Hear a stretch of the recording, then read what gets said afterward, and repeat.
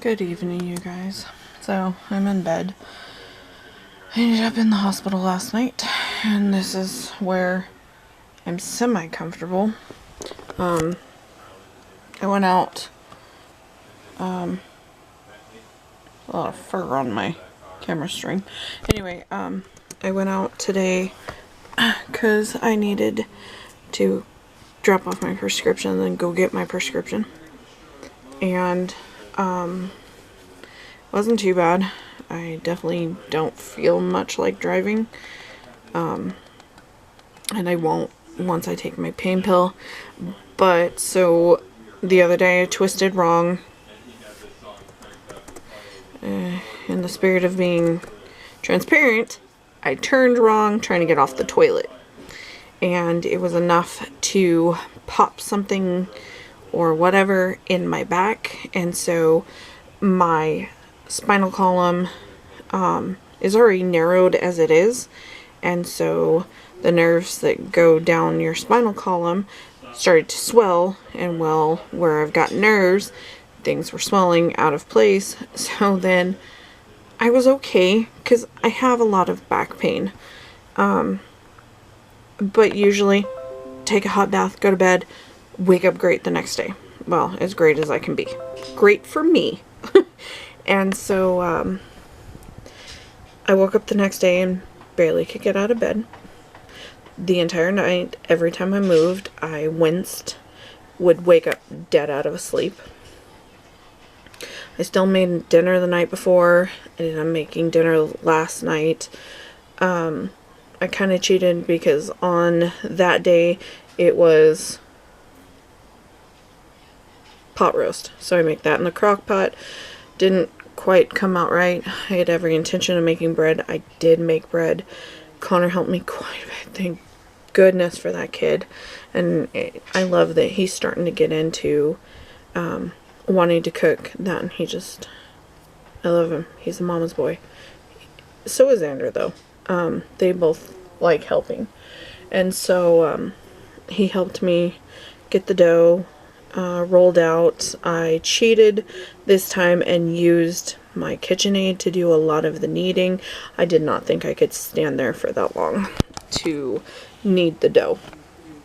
And so I only kneaded it, I don't know, 8 or 10 times and shaped it and put it into the loaf pan. And so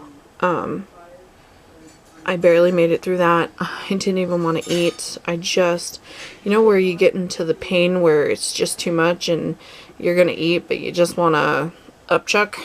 And so that was how I was feeling. I was sitting on the bench. That was making everything worse.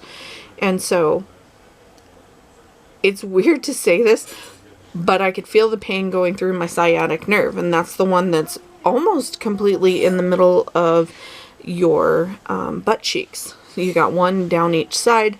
The pain was going straight down that and then down my legs. What freaked me out was the incessant feeling that I had to use the restroom.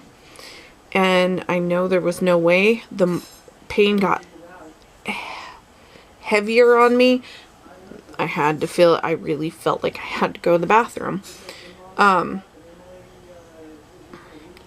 And I know that can point to really bad signs, especially if you just lose those movements and they just go.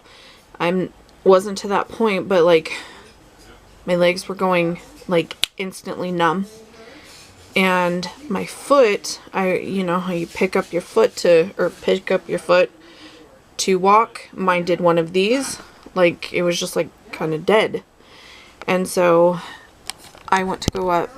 I begged Connor to let me out, and I got out, headed straight upstairs because they're like, you're going to the ER. I was like, no, I'm not. I was like, I have to go to the bathroom. And so in that turn, I took off upstairs. Xander took the home phone, called Joni, and he was like, Joni, I need a favor. She's like, okay. And she thinks we left the kids here alone. They're fighting, blah, blah, blah. He's like, I need you to tell my mom to go to the hospital. So, TMI, I'm on the toilet upstairs. taken off my sweats. I'm going to get in the tub because I need some kind of relief. And he hands me, he goes, "This is for you." And I was like, and I didn't think about it. There was a phone 3 feet sitting on my bathroom counter. I was like, oh, wow, I didn't even hear it ring. Joni is laughing. I was like, hello? She's like, ready to go to the ER? And I was like, what? I was like, fine, but I have to get dressed. I was like, I was gonna get in the tub. And I teased her because she had an accident and she fell and she has road rash on right below her knee on top of her foot. I was like, only if you go. Yeah, well, she was full of it. She was like, fine, if you go. Yeah, she didn't go. She went with me. But, so I spent most of the time in the ER waiting room, got taken back, and because they closed our other hospital, I was sitting in the hall in a chair. Doctor came over, asked me if I fell. I said no. I twisted, trying to get off the toilet. He goes, since there's no fall, there's no need to do an x-ray. You know, we're not concerned that way. He goes, you need to take an anti-inflammatory and pain management. And I was like, can't take anti-inflammatories. And so he was like, all right, pain pills it is. What works for you? I see there's a lot. I said, hydros are the closest you're going to get that I can take, but it causes a rebound migraine straight from my, there's no headache. It's just a migraine. So I tend not to take them until just about bedtime. Tonight, it wasn't like that. It is 6 o'clock and I couldn't wait any longer. I took one about 45 minutes ago and I'm sitting on a heating pad. And he said, hot or cold, whatever works for you. He said, but I'm going to let you know, it's going to take twice as long for you to heal. So I woke up this morning and it was all localized on the left side this time. And now that I have cooked dinner and what have you and been walking around and going out in the cold, which I don't think helped at all, I started to hurt really bad. And so we went out, got my medication, thought I had to go because I have a lockdown, but because I'm the one that asked for it, which was weird. I had to provide my ID, my driver's license, just to drop off the prescription.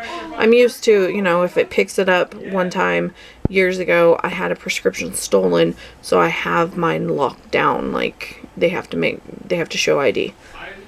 And so I was thinking maybe I would have to do that, so I can't just send my mother-in-law or my husband.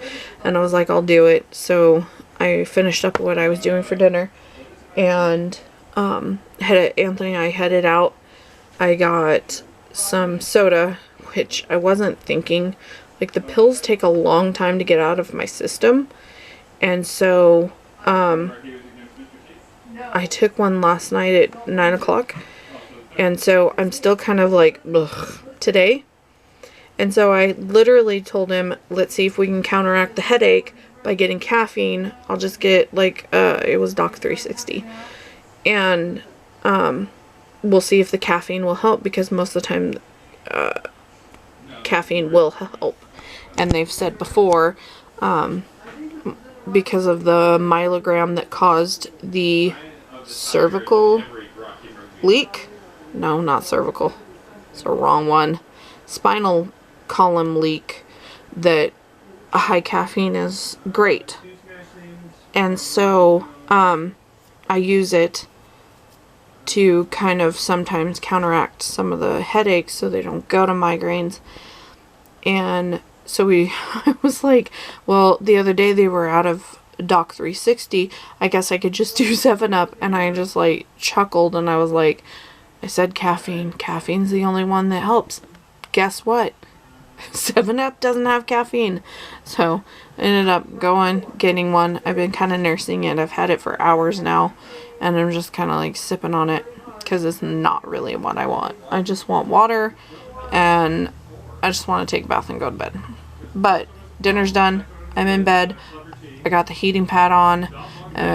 They're doing dishes right now, so I'm gonna wait for the water to come back. The kids are at a birthday party, and Lex called and asked me a question. I said, "Can you ask his mom if she can bring you home so I can take a pain pill?"